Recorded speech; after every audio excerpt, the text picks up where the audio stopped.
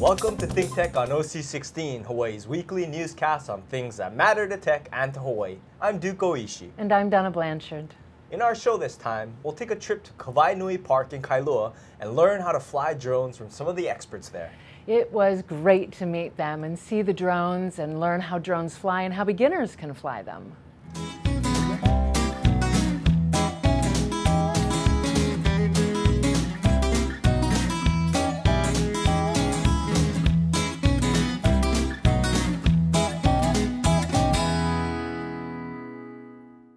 We went out there last week and met a number of people who are experts or otherwise interested in drones, ranging from officials of government agencies to airline pilots to aerospace executives and to ordinary people who are fascinated with the possibilities. It was great to meet them and see the drones they had and learn how the drones fly and how beginners can fly them.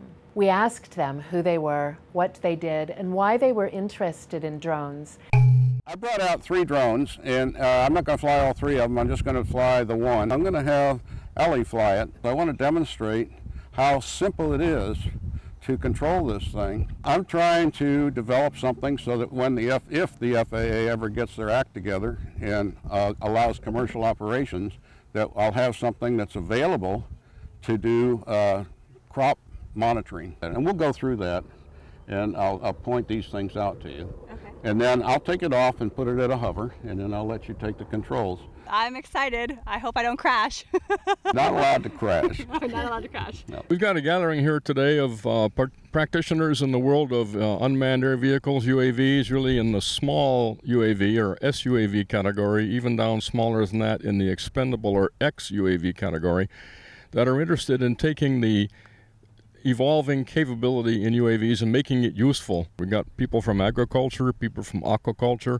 We've got our environmental seacoast management and that sort of thing present here with us today, just to get an idea. Everybody catch up to speed with what's available in this emerging technology. I'm at Koboyashi. I'm advising the University of Hawaii system on UAV research and development. I'm Alan Everson. I'm the aquaculture coordinator for National Marine Fisheries Service. I'm Jennifer Davidson. I'm with the National Disaster Preparedness Training Center. I'm Liz Shi, Economic Development Specialist for Aquaculture and Livestock Sport Services of Hawaii Department of Agriculture. Hi, I'm Wendel Meier, and I'm a retired civil servant, formerly with the FAA. Hi, I'm Ali Yamashita for ThinkTech. Hi, my name is Bourret. I'm an airline pilot. I'm Charles Devaney. Hi, good to see you again, Jay. I'm from the University of Hawaii Department of Geography. What we've got here is really a confluence of technology that's evolved in other areas, but beyond the UAVs, which are the unmanned air vehicles or the drones, if you wish, that really is providing like the skyhook function. That is, that just holds a sensor in the sky somewhere or moves it around. Helicopters are useful for staring and low altitude inspection, not much good for big surface area. Airplanes, on the other hand, are much better at the large footprint for getting large areas surveyed. Beyond that, there's the issue of the sensors, be they color, infrared, radiation sensors, spectrum strength for cell phones, atmospheric characterization for emissions and such. All these things, and water column penetration for our aquaculture friends here. All these kind of things in the sensor world, developing small sensors that can be carried by these UAVs, and the software that analyzes the results from the sensors so we can turn this into meaningful information. There's another component here that's really interesting. By making these systems small and affordable and in a small form factor so they can be packaged, they become portable. If we can make the analysis quick, we then allow the unit in the field, 2 guys in a truck, could be 2 agriculture people, could be 2 humanitarian assistance people, could be responders, could be disaster management people. We enable that small unit of people to do something in 15 minutes they've never done before. And that is capture the local picture, understand it, and decide how to take their course of action. So there's a whole social change going on here as well. And our task together is to make sure that that is all done responsibly and with respect to the FAA's needs to manage the airspace. We need to pull the engineers in, pull the users in, and even pull the lawyers into the picture. So that's the big picture, Jay. I'm Douglas Martin. I'm the President and CEO of Development International. We see this as a tremendous tool for communities. In the case of disaster relief, that's a fairly obvious use of this, but I'm also seeing it specifically in agriculture, which is the basis of all global development. Then we asked the experts to show us the drones and to explain the equipment they brought with them to fly the drones. This is a fixed-wing aircraft. This is the Skywalker. You can purchase it for just a kit with just foam. It's only a little over $100. It's all the electronics and all the wiring that makes it a UAV. It's about a 6-foot wingspan. It's capable of flying roughly about an hour with a payload, with a camera payload. There's multiple levels of redundancy built into this. Every statistic you could imagine. It's ground speed, it's air speed, it's exact attitude and position in the air at all moments. Several times a second that it cycles through that. So if I lose control over it with this, I can actually program a landing. It'll auto land itself according to however we have that set up in the computer here. If the computer goes out, then we've got this. We also have the telemetry information coming down to us in 2 different ways. It's coming down on a video we have a camera here so we can see where we're going. That's in addition to the camera that's facing down that's part of the payload, the sensor package. And that image gives us the first-person view, allows us to see as if we're in the cockpit.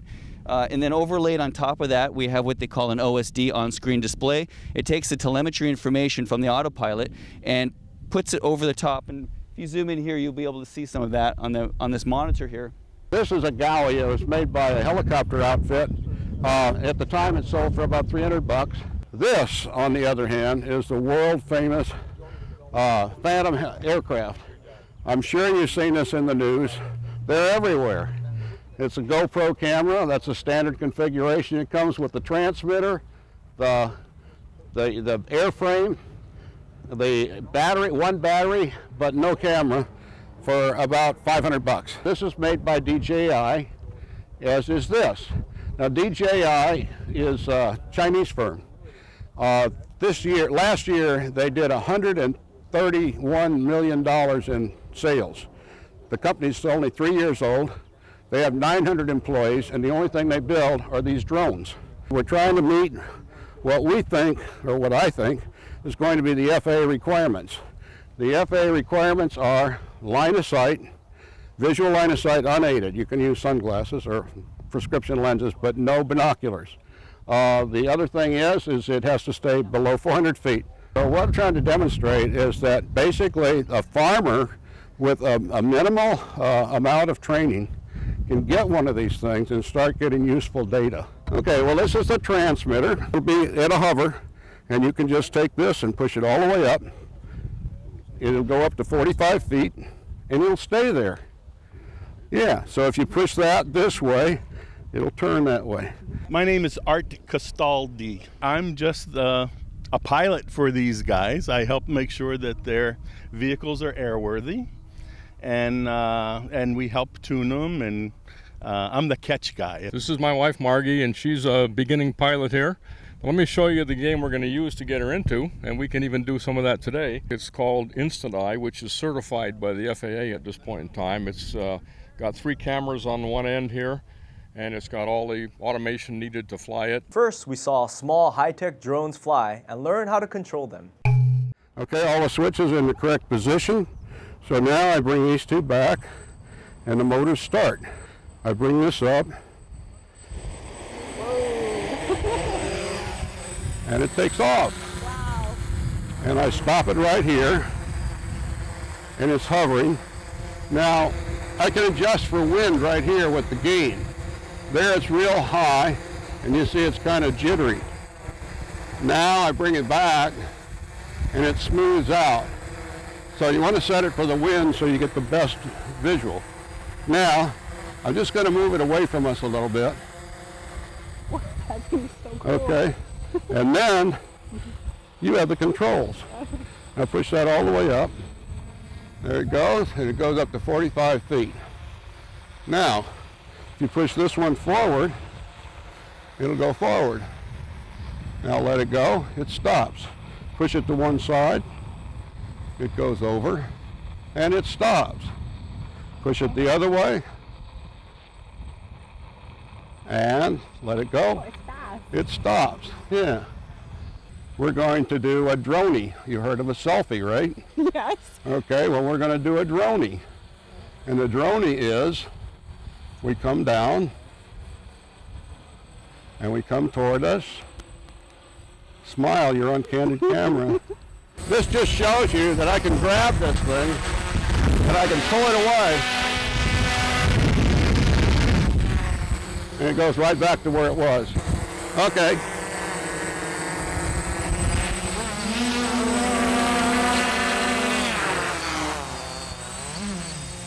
I'm going to show a flight demonstration here of this little tactical system.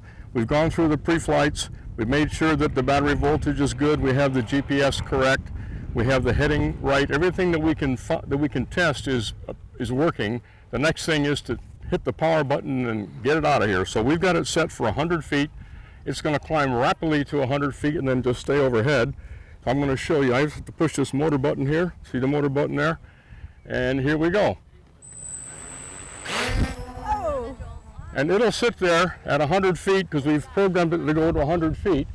We can now manage our needs on the ground by what we're seeing in the air. We can yaw it and turn it around, so we can get a different visual heading. Oh my God, that's so cool. Or we can change the camera, and we can get the infrared. There we are on the ground. That's us right there. Oh, okay. wow. Hi, Mom.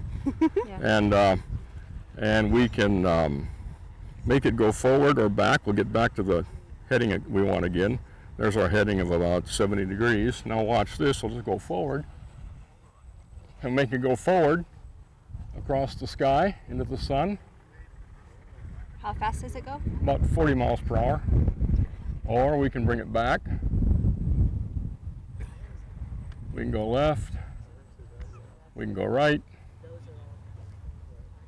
And we'd like to show Al what the screen is looking at here. Is that going to work? Can you see that? What we're looking at here is is what the color camera is showing us, and we can rotate it, so we're rotating the helicopter now, so we're seeing a view from different angles. You can make it move right and left. There you go. Okay. And left. And forward. Only bring it down and get the fixed wing going.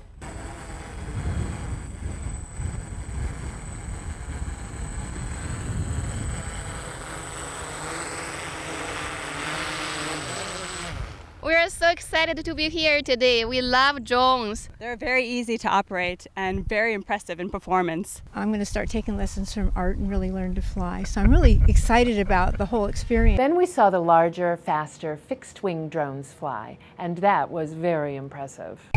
There's one pilot command. Chuck's going to be the pilot command today. He's actually going to have the controls in his hand. I'm going to be the navigator monitoring the laptop computer, which has all the navigation information on it.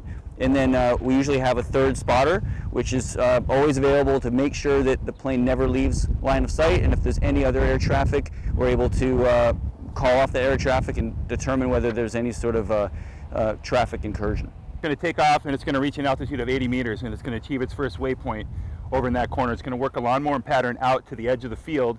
It's going to loiter for 1 minute in that corner, and then it's going to auto land in the field right here. Okay, what the guys are doing is doing the pre-flight checks, both with the control system, the mission planner, and the aircraft itself.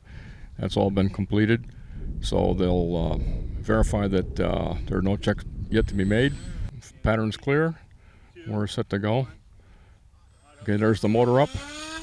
And there's the airplane off on its own. It's totally flying by itself on a pre-planned mission. Got 2 cameras on there that are recording at intervals across the terrain to pick up the necessary imagery. And there it's hit its first waypoint, and it's coming around to run what we call a mowing the grass pattern, where it simply is following a bunch of straight lines. In this case, they're very small over the field here, with waypoints that are defining that pattern. And the pattern was picked in order to get a certain collection framework here on the ground. And so the airplane is just continuing to behave properly. The guys are checking the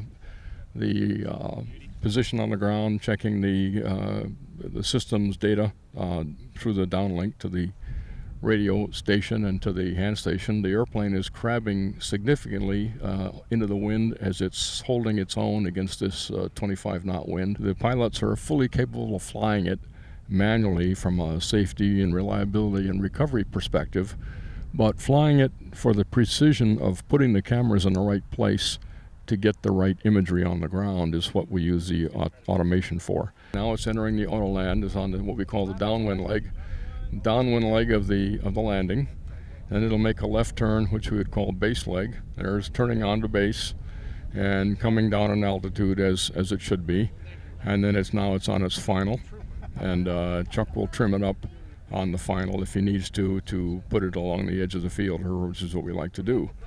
Keep it on the edge, and that's going to keep it away from anybody else, and there it comes down, and it's made the landing, and it is done. It was really great to learn about this technology and see how it works up close, and to actually do some hands-on flying. Every time you look at these drones, they're more sophisticated and high-tech. We were particularly impressed with the way they compensate for changes in the wind. It was very windy that day, but they were steady as a rock and weren't affected at all. The drones seem easier and easier to handle and more powerful in their ability to get above the foliage and send back video and data of what they see. This can be useful in a million ways. One way is by using drones to monitor plant conditions on agricultural fields. This is very valuable for diversified agriculture. But there are many, many more things that drones can do for us. Right now, drones are still in the testing stage, and the FAA has chosen Hawaii to be a testing site. It now remains for drone researchers, developers, and enthusiasts to roll up their sleeves and get on board to fly, test, and improve drone technology right here at home. There's money to be made and good jobs in the offing, so Hawaii should embrace the possibilities and build an industry to develop drones right here at home.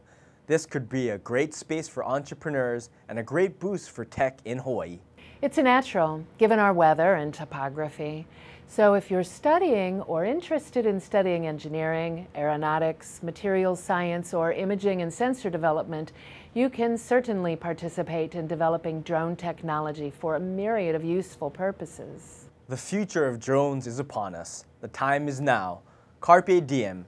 Check out the website and come out to the park and you can be just as impressed as we were. Thanks to Ted Ralston for setting this up. We'll be sure to follow up with him again as the technology matures. There was an article in the July 12th Star Advertiser on drones. The headline was, Amazon seeks FAA approval to test deliveries by company's drones. The article reported that Amazon is asking the Federal Aviation Administration for permission to use drones as a part of its plan to deliver packages to customers in 30 minutes or less. The news sent shares of the nation's largest e-commerce company up nearly 6% Friday. The online retailer created a media frenzy in December when it announced a plan on CBS. Amazon said it was developing aerial vehicles as part of Amazon Prime Air. The aircraft can travel over 50 miles per hour and carry loads of up to 5 pounds. About 86% of all Amazon's deliveries are 5 pounds or less. Last year, Congress directed the agency to grant drones access to U.S. skies by September 2015. But the agency already has missed several key deadlines and said the process would take longer than Congress expected.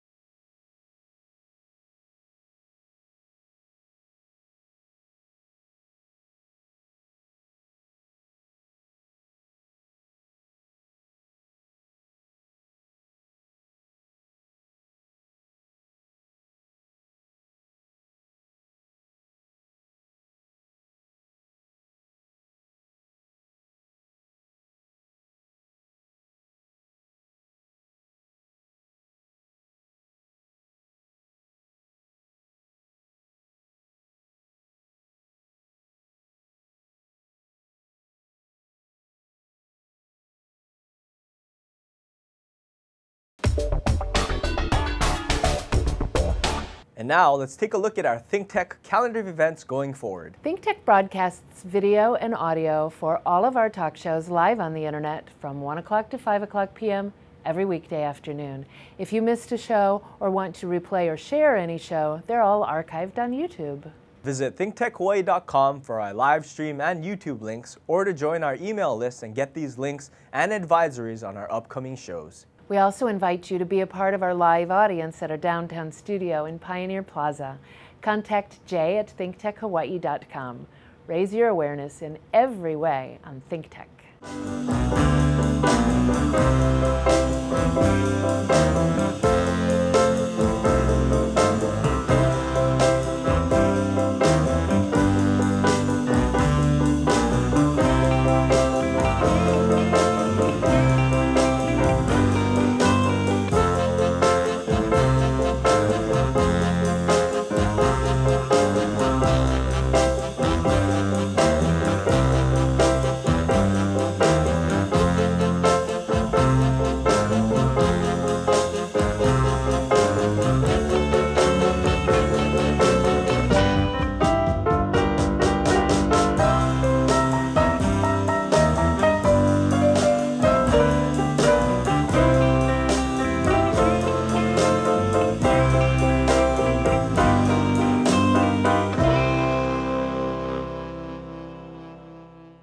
On Thursday, July 22nd, ThinkTech will join with the Hawaii Energy Policy Forum to present the Hawaii Clean Energy Day program for 2014 at the downtown Laniakea YWCA.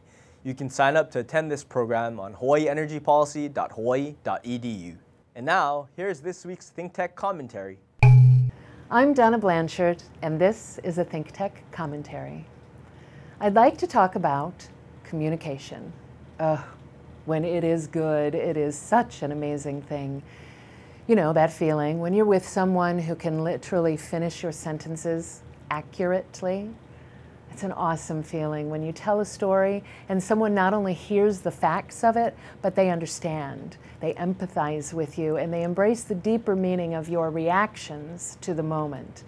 You don't feel a need to say another word, not another word, because the expression is complete. And you are in absolute unity of thought. That is the communication, the recognition of another human being that I believe drives most of us. I think it's why writers write and painters paint. I think the basic human succor of this level of communication is why, well, it's why Italians use their hands when they speak, and why teenagers can't stop texting and Snapchatting. We seek it like divining rods in a shaman's hands.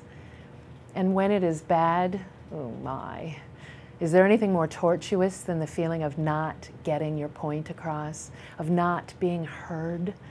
There's no validation of your expression, and you are left to flail about, changing tack like a sailor in a vortex, or worse yet, on a windless sea.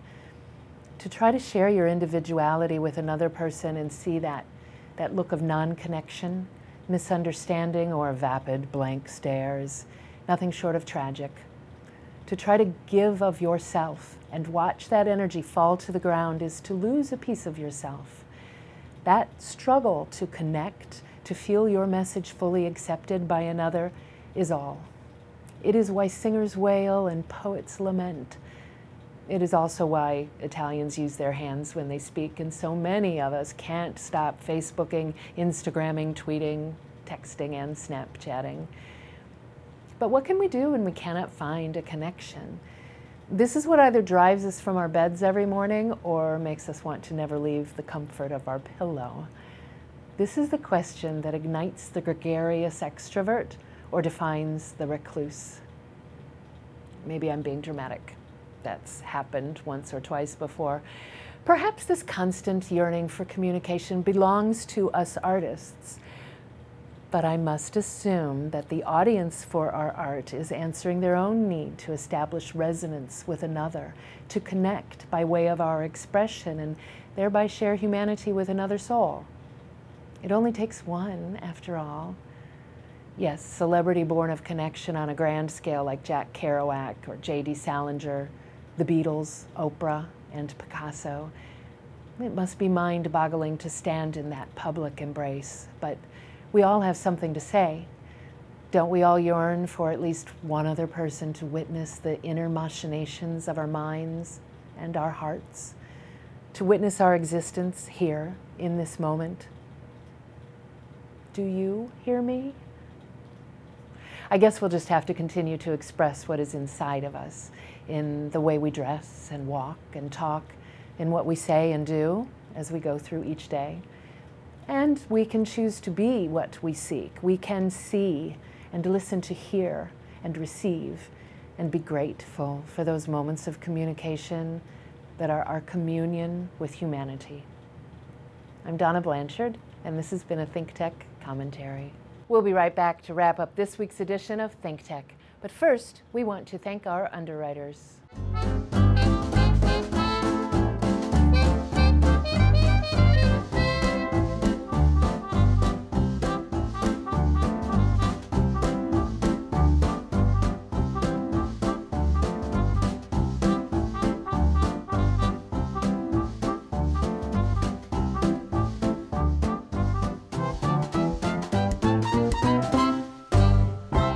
Okay, Donna, that wraps up this week's edition of ThinkTech. Remember, you can watch ThinkTech on OC16 several times every week. Can't get enough of it, just like Jay Fidel does. For additional times, check out oc16.tv. Definitely, Duke. For lots more ThinkTech videos and underwriting and sponsorship opportunities on ThinkTech on OC16, visit thinktechhawaii.com. Yes, be a guest or volunteer, a producer or intern, and help us reach Hawaii. I'm Duke Oishi. Thanks so much for joining us on ThinkTech and for supporting tech, energy, diversification, and globalism in Hawaii. You can watch this show throughout the week and tune in next Sunday evening for our next important weekly episode. Aloha, everyone. I'm Donna Blanchard. See you next time.